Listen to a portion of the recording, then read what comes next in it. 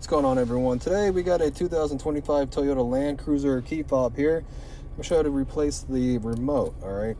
The remote battery. It's really simple. On the back here we have this sliding button. Okay, you're going to get your thumb, slide it to the left, pull out the emergency key. Turn the remote over where the buttons are facing down. Now if we look into the remote, there's a slot here where the emergency key came out, and there's another slot right here.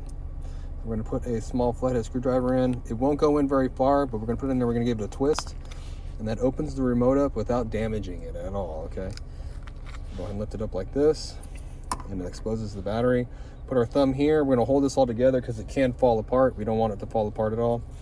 And flathead screwdriver under the battery, and we're just going to lift it out of its little holder here, okay? Battery size is a CR2450.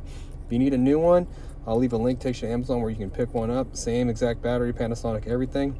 They're extremely cheap there, and you can get them pretty quick. So check that out. Now we're gonna put the battery back in just like this. Snap it in, super easy. Grab the cover and snap it in, and we're all done. Well, I hope the video was helpful and was. Appreciate it. The like button for leaving me a comment if you could. Hope to see you in another video.